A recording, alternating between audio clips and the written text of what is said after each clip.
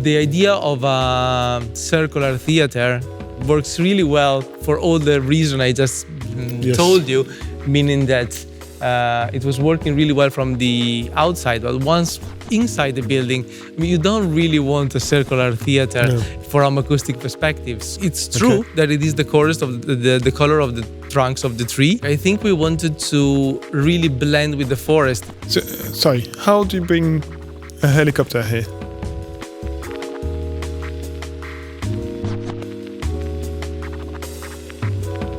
Hi Alberto, I hope you're well. I'm well, thank you. Welcome and thanks for accepting the invite. We are at Wellington College in Berkshire, near London, and you are an architect. I'm not gonna spoil anything else because I'll ask you to introduce yourself, but you're the very first architect on the podcast, and I'm very pleased about that because I can ask you loads of design questions and you can talk hopefully in length and details about design and other things as well. So yeah, welcome and thanks for accepting the invite. I'll try. Thank you for inviting me. It's an honor to be the first architect. No problem. So can you introduce yourself, who you are, the way you would like to be introduced? Oh, I am Alberto Favaro. I am an architect. I am senior associate at Studio Seilern Architects, and I've been working there since 2015, and when actually this project started. Not true. This project started in 2014, the competition, and then when it moved to concept design, when the office was awarded, they hired me to be part of the team. So actually, being back here is an amazing walk down memory lane. Yeah. So, we're here obviously to talk about the Performing Arts Centre, which is within the estate of Wellington College. Can you first explain how it started, as in the competition, and how you won the competition? What was the process of the competition and everything? Oh well, it was an invited competition. Okay. With it was a tendering process. Yes. Okay. And so it was an invited competition. It was, if I remember correctly, 5 firms invited to compete. And the brief was to basically create a new performing space for the college, because the existing one, the Christopher Lee Theatre, was only 350 seats capacity, and they wanted something instead to be able to host the whole college, all the students, at least in the Monday morning assembly. Mm-hmm. So the reality is that it's the capacity they requested of 1,400 people was with standing people at the back, simply because the Monday morning assembly is something that lasts for half an hour, 1 hour, so you can afford having people like standing at the back. And then they wanted like a 900 seats capacity. They wanted to be linked to the existing theatre that, following the brief of the competition, had to be repurposed into rehearsal studios and black box. Okay. So that was the initial brief. This was the competition. The competition was, it happened mid-2014. It took a few months. Then it took a few months to award Studio Seilern. And then once that happened, the office moved to the concept design, and from there to 2 stages tender process that then led to a design and build contract. Okay, so what's the current capacity? Is it 900? 900, sets? Yes. 900 seats and 1,400 with people standing at the back, both on the stalls and the circle. And all the seats are fixed? Yes. At the end, there was a bit more flexibility in the initial design, but then the VE process led to fixed seats. The first 4 rows are removable in an easier way than other seats. I mean, you can actually remove all the seats, but the first 4 rows are more easily removable because they are on top of the orchestra pit, which is in front of the stage, of course. So. Okay, so 2-stage tender. And do you know why you won the tender process? Well, I guess we had the winning scheme, the winning idea. It was like challenging site, and because of many reasons, we can talk about them. And I mean, it's a site on different levels. I mean, the back of the theater is in fact much taller than the front because it sits on a slope. But it's a complicated site, above all because it is inside an historic campus. It is inside the Victorian campus of Wellington. It is close to a part of the campus that actually is from the 70s, which is like more like of a functional modernistic style. And not only that, it is also on the edge of the forest, which is on the south side of the campus itself. So we had to deal with all of these factors surrounding the selected site. And they tried to go for planning previously for a performing space here, but the real problem was the bulk of the building. The capacity they wanted, 1,400 seats, I mean, kind of creates a fairly bulky building. And it was difficult to find something that was mirroring the site, that wasn't too imposing on the forest and on the Victorian buildings of the campus. And I think 2 key ideas sold the scheme. One is that it is a circular building. The circular building not just brings something to the experience inside that you have inside the performing space itself, because I mean it kind of goes back to a Greek theater. It creates like more of a collegiate atmosphere inside, where there is visual interaction, where there is like a proximity to the stage.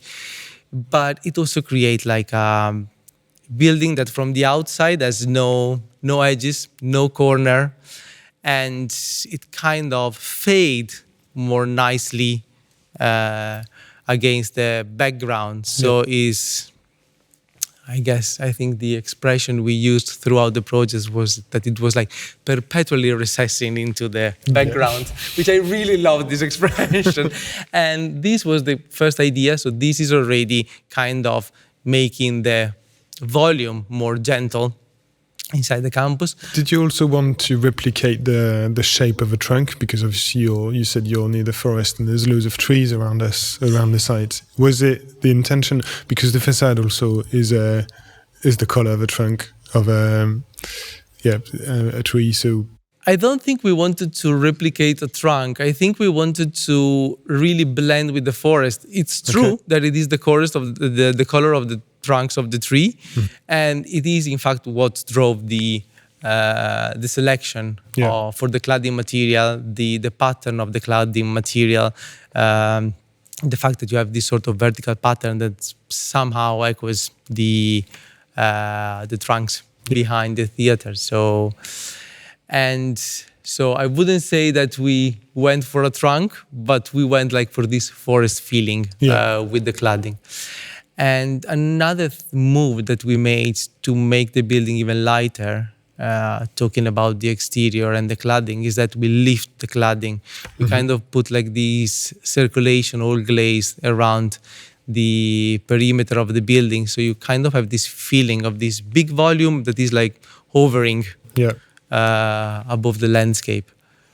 Interesting. And Didn't I guess realize that it. this is, I believe, what won. This is what got us the project, what really sold it for planning.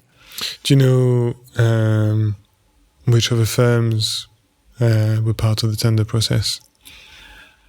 I don't remember. I remember some of them, but I don't think it would be fair to say if some of them are not the other one. I believe. Well, Okay, just don't mention any of them. I don't remember exactly all the. That's all the fine. group. So, what was the initial budget? The initial budget was 12 or 13 millions, plus 5 millions for the repurpose of the Christopher Lee Theatre. Okay. Yes, this was the, if I remember correctly, yes. And in between both venues, there's another like more relaxed or informal venue or space. Like, is it like informal lectures, something like this? I can't remember. It's like a actually sort of foyer. pretty accurate. I mean, it came while, we were thinking of while we were conceiving the project. The brief called for a new building that was like an independent structure, but linked to the Christopher Lee Theatre that had to be repurposed into black box and studios and so on. Yeah. And during the design process, the idea was, why having a link, which is kind of a sterile object that doesn't do much. And plus, I think the Christopher Lee Theatre had a lot of positive elements to it. But I think what we saw while designing, what we realized, that there is something that doesn't quite work in the Christopher Lee Theatre, which is like this, the access to the Christopher Lee Theatre.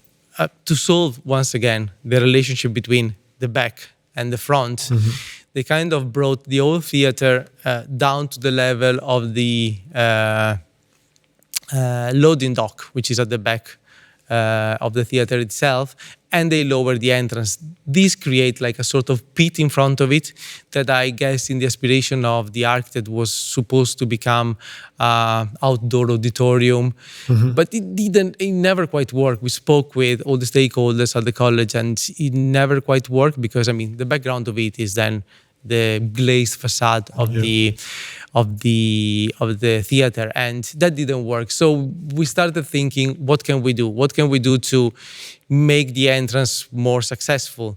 And once again, it all played together with the idea of reducing the volume of this building. And so we started thinking, what if the link between the old and the new building becomes a room by itself and it becomes the foyer? And what if, given that, this is a school, so nothing should be just, just a room. The idea behind every single decision we took for this building was that everything should have a sort of educational purpose. Everything should be open for the students. Everything had to be like using all the possible way to have like all the possible like function that they can have to function as an educational tool. And so we were like, well, probably we should create a space in between the old and the new building that works as a foyer when you have like a full capacity building, but then it can become something more. It can be like a sort of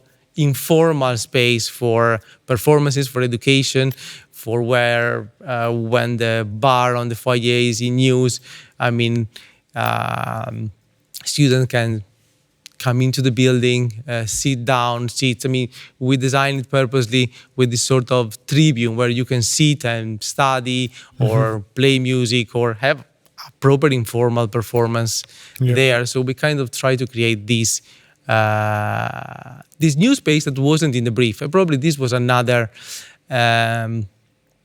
idea that create like a winning scheme. Yeah. The fact that basically our intent was not just to create one building, but to give to the college more of a cultural hub.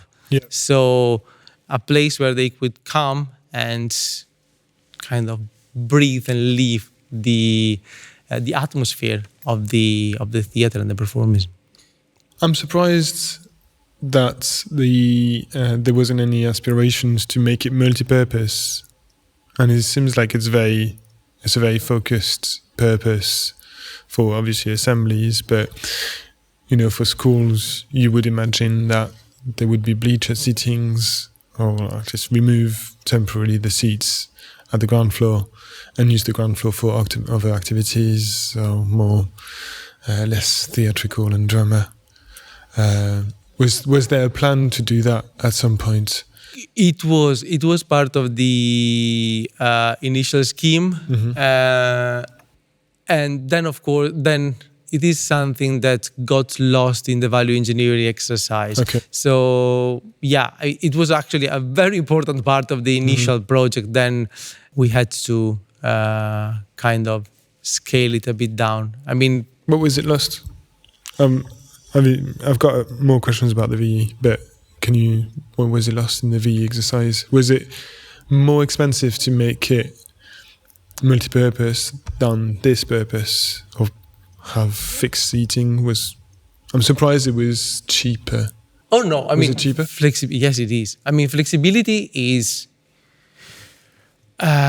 one of the most expensive things that you have, like in performing spaces now. It's actually very interesting because the more we work on new performing spaces at the office, the more we tender for new opportunity, the more we realize how basically there is no more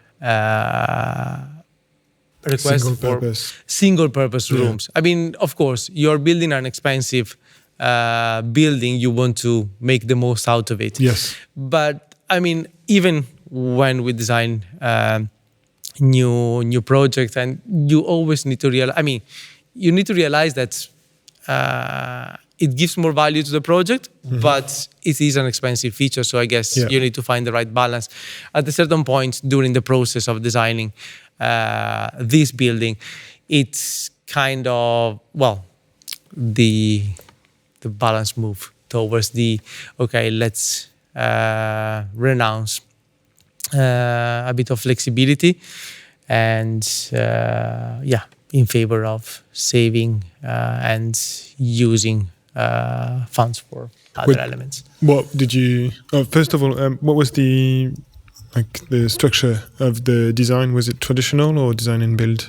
It was design and build. It was, as I was saying, a two-stage two-stage design. Two-stage standard design up to stage 3, and then it led to a design and build contract. So what was, going back to multipurpose, what was proposed initially to make it more flexible? What was the plan? The plan was, in fact, to have, removable seats and system to easily change from one layout to the other on the ground floor. So the idea was also, it was not just to remove the seats and to empty the ground floor, have it like a flat floor, but also to allow an easy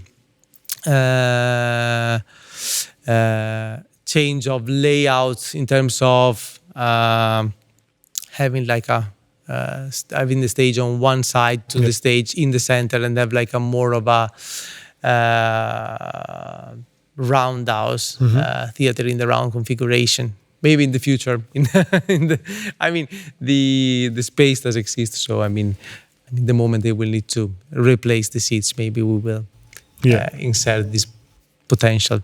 So what were the main challenges then, apart from making that space multi-purpose or flexible? What sorts of challenges did you encounter during the design? During the design, the important one was to do something that was, the most important one was creating something that was dealing nicely with the site, as we discussed. The second one was to create a building that was in a good dialogue with the different levels he had of the loading dock. As I said, is 5 meters lower than the access towards the campus. So we had to kind of manage the dialogue between these two levels. We had to work with a fairly tight budget for a building of this scale and to make it work. Did you have any fire restrictions, any regulations on this? Or was it fairly easy? And how about acoustics? Well, acoustic is an interesting one because it's we wanted the idea of a circular theater works really well for all the reason I just told you, meaning that it was working really well from the outside, but once inside the building, you don't really want a circular theater from acoustic perspective. So, because the sound's all trying to focus in one point, which is what the acoustic consultant hates. And what you don't want in any case. We do hate that. I know it very well. So we had to play with the finishes of the wall and with the shape of the walls to actually avoid this concave nature of the building. In fact, it's difficult to tell because the ground floor back wall is painted black, so you kind of don't read the geometry, but it's not circular. It is in a scalloped shape that scatters the sound, while the top circular wall is micro-perforated with absorption behind. So in reality, both the circular walls that you see, ground floor and top floor, they are actually not simple concave surfaces, but at the top floor it's an absorptive surface, while at the ground floor, at the stalls, it's all scallops to scatter the sound. Micro-perforated, what's the exact material? It's not micro-perforated, it's perforated. It's perforated. It's perforated plywood with an acoustic absorptive backing. Yeah. Okay, and this is what we see at the first floor, top floor over there. Yes. It is not fully perforated. I guess the first 1.2 meters is solid, simply because you would have people leaning against it during performance and during assembly, where you have in fact standing audience at the back, and so we wanted that to be as solid, as sturdy as possible. Perforating it was probably weaken it. So, and on more, if you realize it also looking at it from here, the first meter or so, it's not really visible from here. So also from the acoustic perspective, you have seats in front of it, while the upper part would have been the problematic part, and that is perforated. And had you always thought of doing those profiles as well on the side walls that you can see behind me and on the balustrades? Or did they come later? No, that came... There's a contrast, so you could have carried that on all the way around on the side walls, but you decided to just have it on these walls, these curved walls, that profile, timber profile. Well, I have to say, these are not really the one at the circle level, but the stalls back wall went through so many iterations of material finishes. It had this shape at a certain point, but it was with higher spec finish. It was, I remember, at a certain point in a glossy plywood that was somehow dialoguing with the other plywood elements, but without like replicating the actual pattern of them. Then there was a moment where it was like made of timber slats with like a sort of void behind. So you were reading timber slats with like proper gaps in between every element with a setback absorptive material. And then eventually we decided to kind of highlight the actual design elements of the auditorium. I think the process was once we had to edit out for value engineering purposes, which is not a bad thing. I have to say, sometimes, I mean, the forced editing out process that value engineering is sometimes end up to kind of, I mean, it helps bringing more clarity into the project. And that's a nice way of saying it. Yeah, I'm trying to.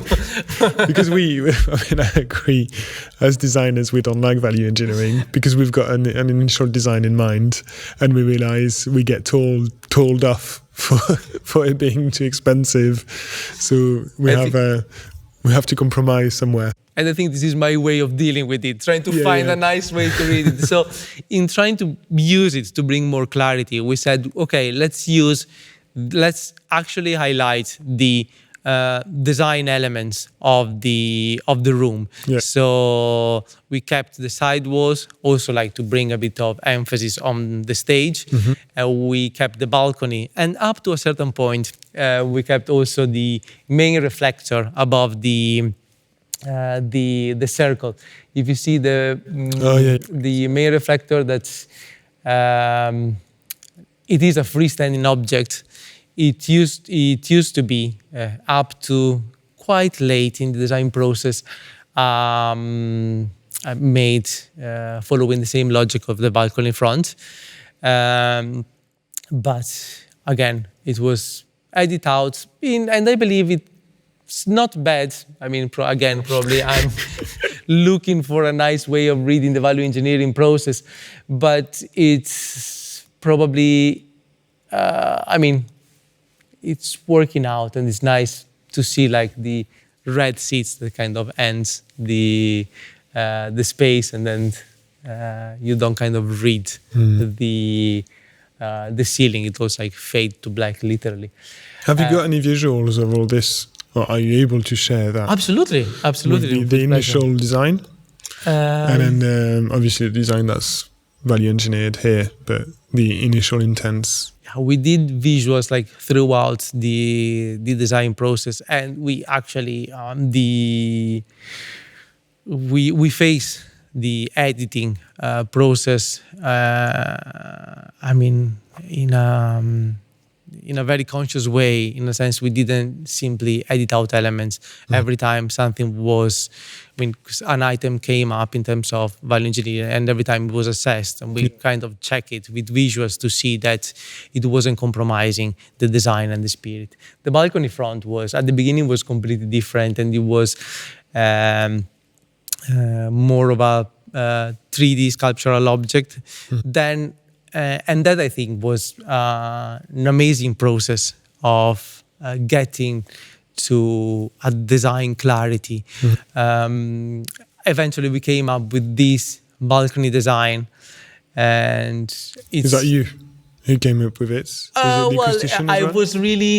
It was us, and it's I'm very kind of emotionally looking at that, because it was a very long process, and I was part of it really closely. I remember hours and hours and hours and days really modeling iteration of this balcony front.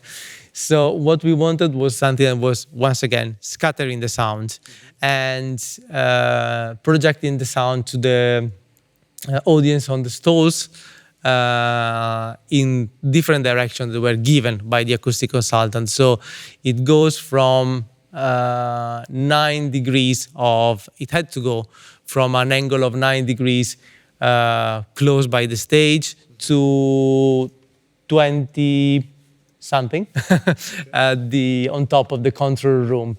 at the very back. Okay. So the idea is, okay, probably plywood is a nice material. Plywood would bring some warmth to the space, but how do you create something that would have been actually a double curvature element, which is very difficult and very expensive to produce? So we had to come up with an idea that was scattering the sound, that was creating a double curvature surface, because it is already inclined. It's going from 9 to 21 degrees, if I remember correctly.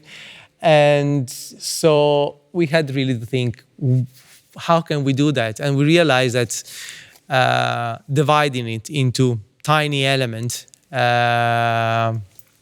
all juxtaposed together, we could create the double curvature surface into pieces and into modular elements that we could build on site in elements that were like 1 meter long and then just built here. So they are all prefabricated off-site module, or then put together here on site. I remember coming in here and having just like the truss that is supporting it, and one module standing in front of the vomitorium there. I probably have some pictures of that. If I find it, I can send it. Just the one module there as a mock-up of the balcony. And it's, I mean, I shouldn't say, but it is like a it's a very clever object because it solves a lot of problems in once. It brings, it is a design item, but it is really like a very functional object within the room, and it's a very simple object. Now, if you look at it, you see that you have like protruding. Every other one is a protruding object, and that is a proper box, which is like 5 centimeters thick. And then the recessed one are actually sculpted in a way to absorb the curve. So the curve is absorbed by the recessed elements. How did you model it? How did you work the whole shape and the gradual depth of everything? Did you have software that did everything automatically, or you did it by hand, 1 millimeter? Oh no, it deeper? was, we did it like with, it was like half and half. It was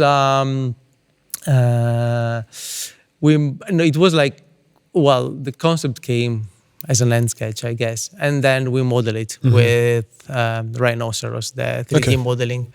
And it all started, you basically started with the surface that you want, and then along that surface we kind of built the elements behind. Interesting. And did you have, I presume you had you said it was custom made.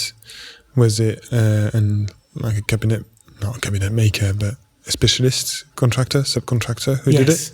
Yes. What's their name? I don't remember the name of the special contractor who did the balcony. I don't remember it. And so the same was done with the side curved walls as well? Yes, but I have to say the side walls was kind of a simpler object. Yeah. It's not a gradual depth, is it? No, exactly. At a certain point, it was leaning forward, but then it was just too much, and it was affecting the circulation here, the stairs that leads to the stage, or the stairs that goes like along the perimeter of the circle. Okay. So we decided to keep it vertical. It was simpler, neater, and it was also nice to keep like this angle nature only to the balcony front where it was actually needed. And why plywood and not another material? It was a cost-efficient material to bring like warmth and coziness to the space. I think that was the what led the selection of plywood inside. Yeah, timber has always got a very warm feel, especially in auditoriums and concert halls and theatres. And it was also kind of linking to the pattern of the exterior cladding. So it was just like taking like that vertical pattern that once again was linking the building to the forest and bringing it inside just in another tone. And why did you have the seats as red? Did you purposely choose it? Was it part of the whole design, or it was a default color? Do you remember? I remember it had something to do with the school color, but I might be wrong. Okay. But we did iteration with different colors. I have a whole set of interior visualization where this theater is in fact blue, a very nice royal blue, but then it was nicer. It was, I mean, once we decided to go for black painted, black wall, I mean, kind of the red was working in a nicer Definitely way. stands out from the rest. Did you have any sustainability aspirations for it? I know that now we try to design net zero buildings as much as we can. It was, yes. I mean, we are always very conscious of sustainability in every project we do, and plus, it was a requirement of the competition to have the highest possible BREEAM rate. I believe the project has a very good BREEAM certificate. It's mainly the main feature in terms of sustainability are, well, the roof is all covered in PV panels. Okay. Now nobody sees it. It was it was something, again, part of a long process of doing visual studies, not to get them visible from any part of from any building in the campus, without having to raise the upstand of the roof, because again we wanted to keep the building as low as possible. But the roof is covered in PV panels. The timber of the I wouldn't be sure about the plywood inside, but just because I don't remember. But all the exterior cladding is locally sourced. Okay. And yes, so these are the main feature in terms of sustainability of the building. Haven't made it clear, or we haven't made it clear, what is the theatre made for in terms of events and like performances? I presume, well, we mentioned school assemblies, but is it also used mainly for drama, or is it very versatile for also music and amplified music? I don't know if the college has like classical music or acoustic music, acoustic instruments courses. Do you know that? The auditorium is designed to host also acoustic music performance. Okay. So, and it was that it's the idea for this building was to create not just a performing space for the school, but also a performing space for the whole community. Yeah. When I was coming here this morning, I was speaking with Louise, and she said that, I mean, and I was actually curious because, it's my first time here in quite a few years. So I was curious to check how the building is doing, what the building is doing for the school and for the community. And I remember that one important idea behind the building was to create something not just for the school, but also for the community around the school, for the town and the other towns around. And she confirmed that it is used for not just by the school, but every time the school or any lecturer or performer is coming for an event here, they also sell tickets for whoever wants to attend, and apparently it is always fully booked, so it's good to know that. And so so the idea was to create something that was like going beyond the boundaries of the school itself. I guess we were talking about, what was the idea, what it was done for, and this looking around where we are now on the stage, and it is, designed to have all different kind of production in it. The pivoting panel on both sides of the stage are made of an absorptive material on one side and a reflective material on the other side. So while they pivot, you don't just allow access to the stage from the side wings, but you also can change what they do depending on the performance on the stage. So you can have That's clever. acoustic absorption. Yeah, we tried to operate them earlier when we were setting up everything and couldn't work out how to do it. But it's pretty clever. I didn't realize it was like this.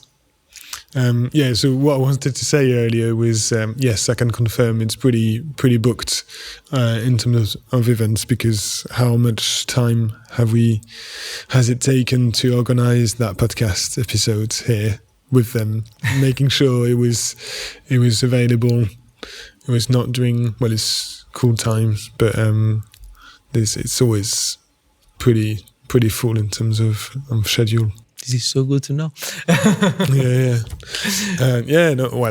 It's nice to know, to come back to your a building you've designed, because I guess we rarely do it, do we? Or just after at the opening ceremony or opening day. And then you but let after them that, go. a number of years. Yeah, exactly. And retrospectively know what was a success and what was not so much of a success, or what is used in terms of design.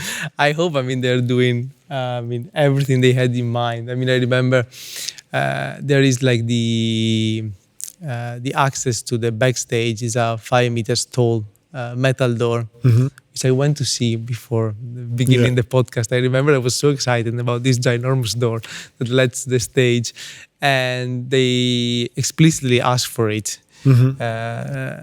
Because again, it was like at a certain point, we were questioning, but do we really need that? Can it be small? And they were like, no, we want helicopters on stage. We had an helicopter on stage for, I don't remember what production they had. Really? In the old No, I need to go theater. and film it.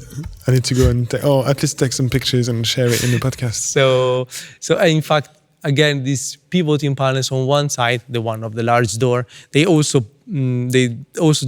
can pack at the back. So they allow for the biggest possible opening towards the side wing to have direct access from that door inside the stage to bring like the largest object on stage as props.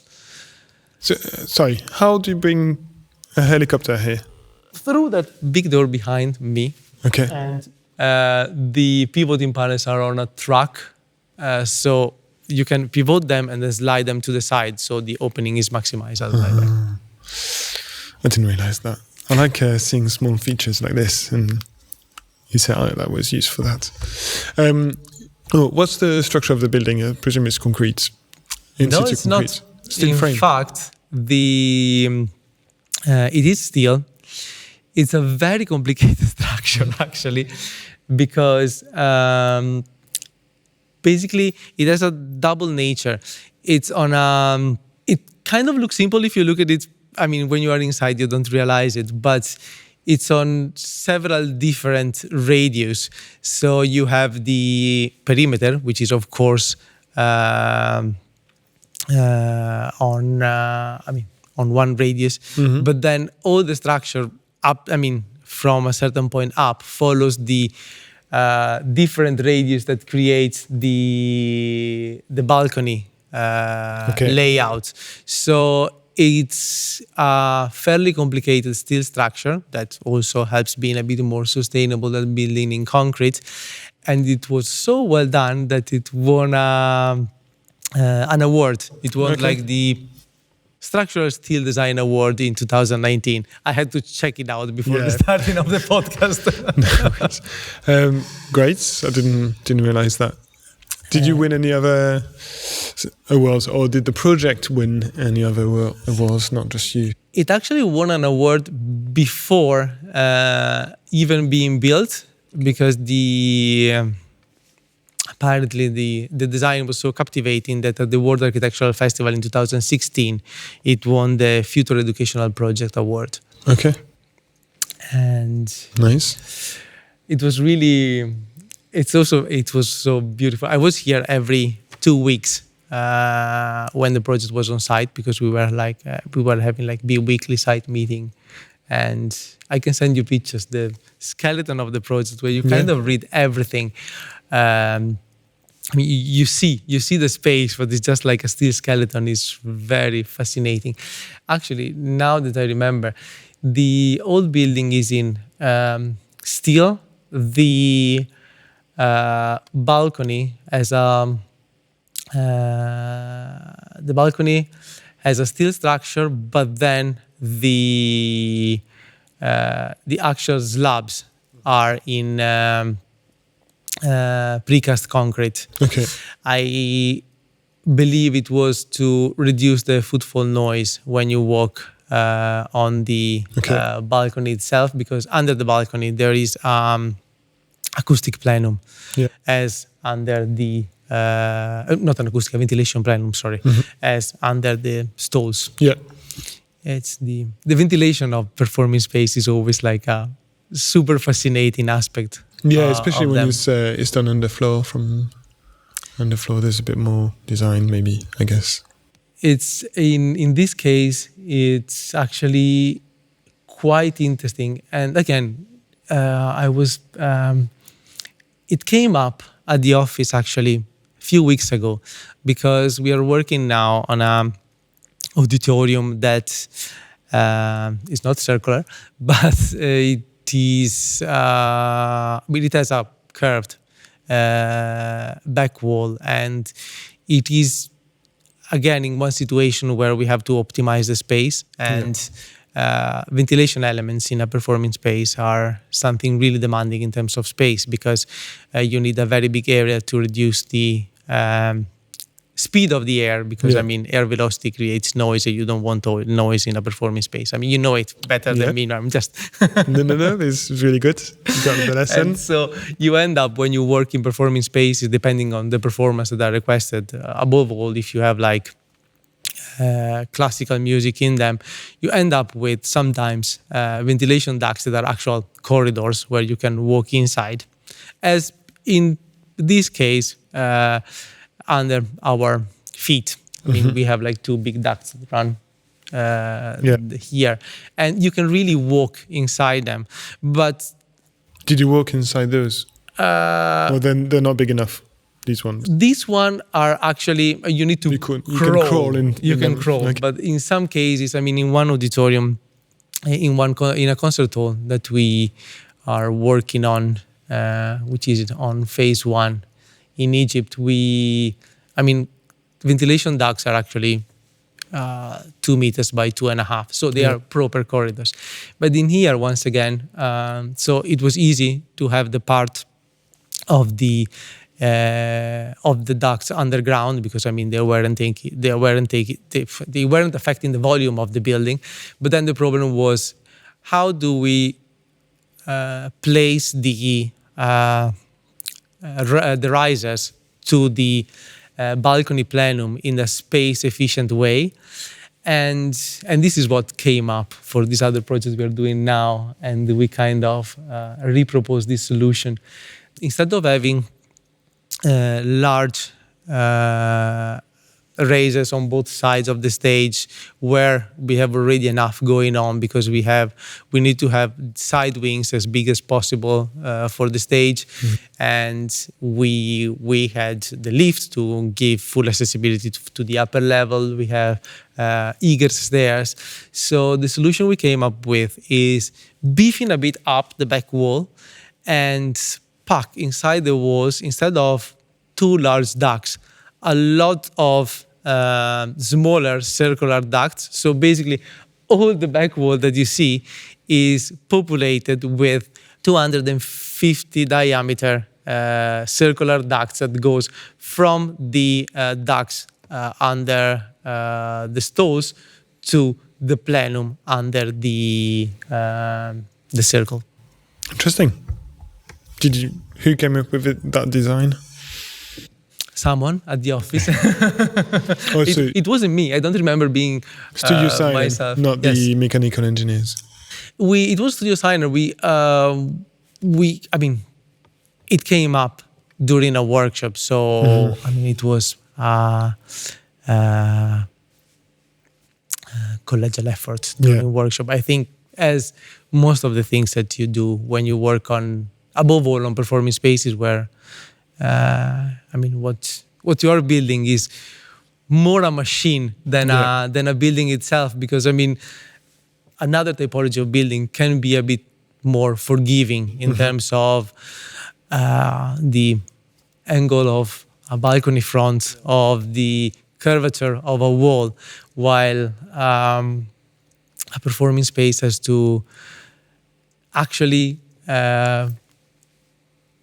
work as a machine. It needs to have a outcome that everybody experiences in terms of, not just like sitting in the space, but just like work with something that is happening inside the space. So you are, in that sense, working with a team that you go along with, and doing design workshop. Throwing idea that sometimes might be absurd, but not being afraid of throwing ideas and see if they might work. Challenge what you have, challenge what was done before, just to see if you can come up with a solution that is more effective. I think is the key, and it is what makes it's exciting. Our job so exciting. Yeah. Personally, I think there is nothing more exciting when you work in every project probably, but in a performing space even more, than stage 3, when all the services come inside the building. So you kind of have your nice building that you designed. You have like a nice concept that that looks really nice in visuals. But then you have like services coming in, and services are humongous. They are humongous in an ordinary building. In a performing space, they are even bigger, and you need to find the space for them without losing your project in the process. Being true to the concept that you had at the beginning, but you need to make it work. And the challenge to take, to go through this process and keeping, the project true to itself I think is the most exciting part. I love particularly being on stage 3 of performing spacing project. But then after that, you've got the VE process. Well, so I agree. So that's when stage 3 is technical design. So we have a good idea of what we want to do, and we refine it later. Well, from stage 3 onwards. As Studio Seilern, did you work on your own? Were you the main architect on the project? Did your principal, Christina Seilern, overlook everything, did some work with you? Or she left you completely independent and you were just checking a few details? How do you work as an architect? Christina doesn't leave any project to itself. Okay. She's very deeply involved in every single project of the office. And in this one, she was absolutely very deeply involved. So it was one of the first build projects of the company. Yes, of this scale. We had like a smaller residential project built, but this was the first large cultural project of the company. Yes. And how many architects and staff did you need for this project? Oh, very good question. It fluctuated a lot during the different stages of the project. I think probably at its peak we were like 8-10 people working on it, probably 8. Okay. What does that include? How many technicians and architects or architectural technicians? Well, we had architects, we had technicians, we had like architectural assistants, and then, this is just within our firm. Then you have like all the massive team of consultants. You have the structural engineer. We had the acoustic consultant, the theater planner, and all the other disciplines involved in a project of this scale. We had the landscape designer. You kind of almost don't notice the landscape outside this building, and I think it's somehow part of the success of it, because it kind of perfectly blends into the campus, but the landscape of outside the building is very carefully designed first of all, we had like a really great consultant working with us, Todd Longstaff Gohan, and he designed something that was creating like this nice, gentle hills sloping down towards the CLR, that also creates the space for a very gentle ramp that makes the building even more accessible. Because already, being accessible, of course, it's a must in every building, and if possible, even more important in a school. So it kind of the position, the site, the level difference we were discussing before helped a lot in this sense, meaning that the main circulation along the perimeter of the building is open to the outside. So in reality, you can access directly from the balcony level is at the level of the campus. The stores are lowered, so you basically enter at the campus level and you are at the vomitorium level of the theater. So that already is a big help in terms of being accessible. Plus, then if you want instead to enter at the foyer level, you could enter from the circle level and take the lift down, but you can also take the ramp, the gentle ramp, and enter easily from the foyer, the CLR level, and arrive at the stores. Interesting. So the landscape was pretty important for this project. It was important. It was important to make the project accessible, and it was important also at planning stage to again create a scheme that was nicely sitting in such an important site.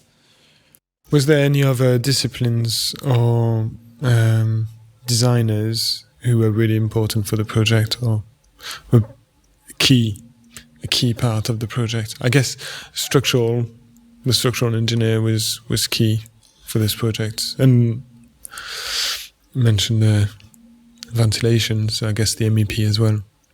The MEP was important.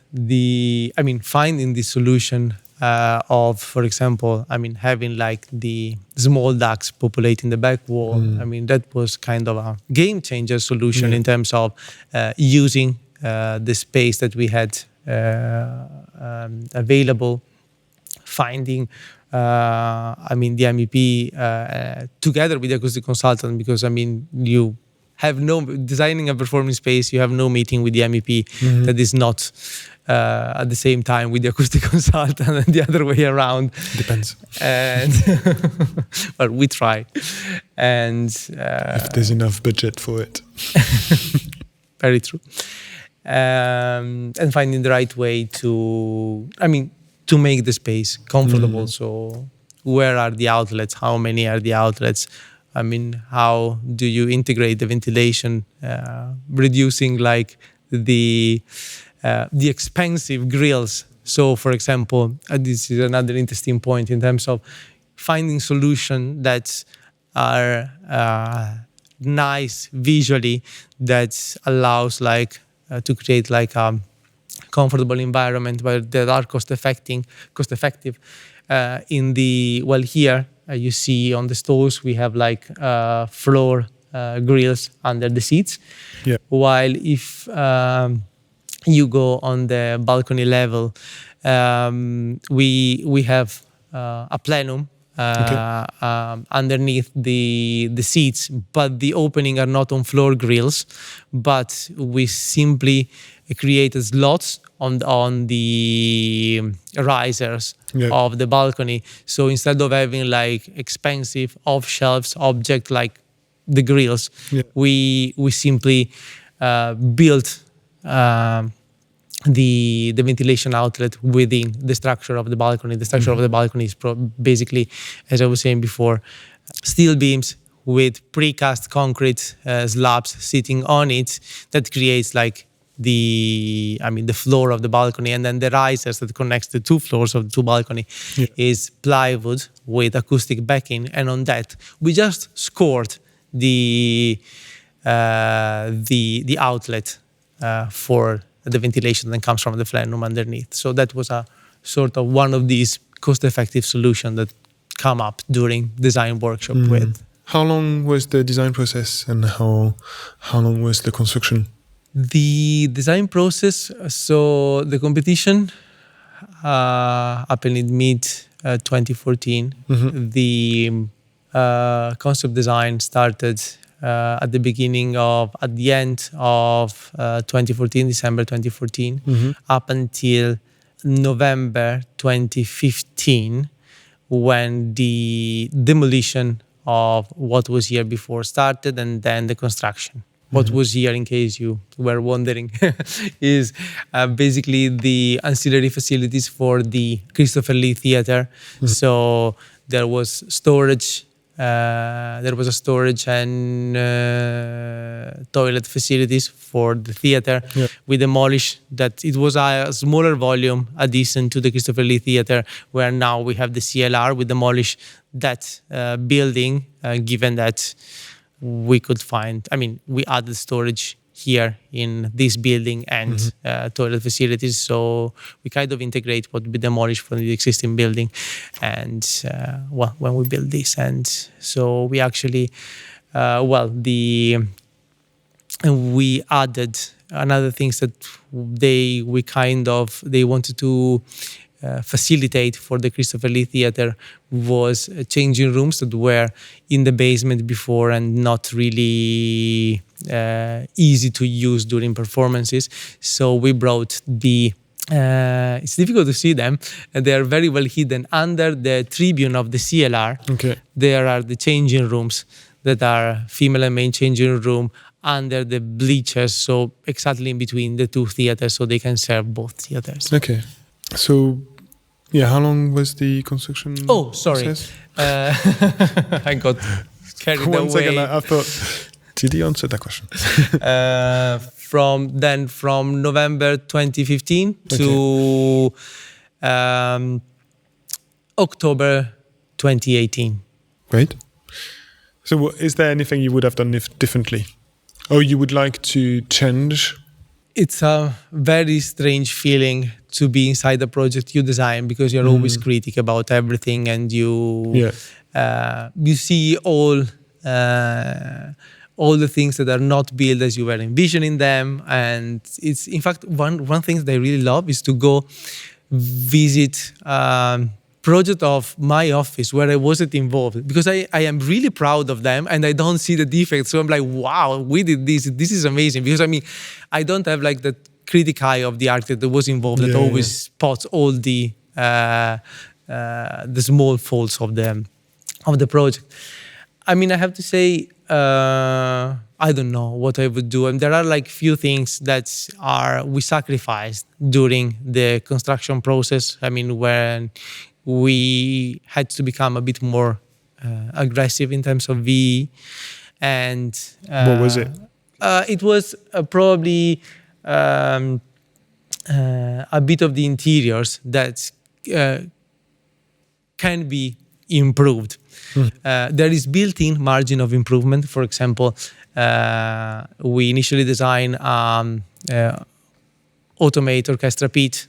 There wasn't budget at the moment, but we allowed for that. So there is like an actual lift pit under the orchestra pit. So for the moment when fund will be available, they can add it easily. So there is already built-in potential for improvement of the interior. For example, adding a higher degree of flexibility. This is what I would do. And yeah, I would say that probably I would focus. I mean, if I would change something, would be like in the specs of the interiors. I'm really happy with the exterior because probably we managed to get the exterior through before having to add additional VE. But I mean, I'm really pleased by the exterior. The exterior, I think, was very successful. If you look at it outside, it looks very random. You have this very random configuration of timber going around the whole building, and in reality, there are only 9 different panels that simply they are placed in a way. We did a script of the office with a software to minimize the numbers of panels, maximizing the randomness of the look of the pattern. We also then study some tricks, like for example the fact that the panels are juxtaposed, like not with horizontal joints but with staggered joints, so that you don't read that. So you really have a high degree of randomness, and it looks really refined and neat with a minimized cost, just using like clever solutions. So I'm really happy by the exterior. I mean, and if I really had to do something different, which there is anyway room for that in the future, is probably go for slightly higher specs on the interiors. What aspects are you the most proud of? I can probably guess it's the balcony. Maybe there's something hidden you're more proud of. I think what makes me really proud about this building is his nature itself. I mean, it was an amazing opportunity, and I think I truly remember one of the best experience of my life, having like the privilege to be here at the opening. And I wasn't expecting that, but sitting in the audience and seeing students of every age performing on stage was really mind-blowing. That was, I mean, if I have to say, the things I'm the proudest of this building is the building itself. I mean, the building is doing, what I hope it is doing to young people discovering themselves, exploring themselves, their potential. And that, I think, is the best part of this project and what I am the proudest of. Well, you've answered my first question was the best memory you have about the project. Yeah, definitely the opening. And what's your worst memory? Oh, well. The memory you can say. I mean, I had like very rough site meetings, but I mean, I guess, again, it's part of the nature of a project. So I don't have bad memories. I mean, even like the challenging moment on site. I mean, at the end, they eventually led to... It always happens. They happens, and they led to solution that eventually works. So they are welcome. I mean, it's part of our job, so it's okay. How can we find you or more about Studio Seilern? I presume there's a website. So no. There is a website, studioseilern.uk.com. And there is Instagram account and a LinkedIn account that you can follow. Okay. Again, look for Studio Seilern on Instagram or LinkedIn and you will find us. Okay. Great. It's been nice speaking to you, Alberto. And thank you for coming here, and thank you for the invite. Thank you very much for inviting me. It was a great pleasure.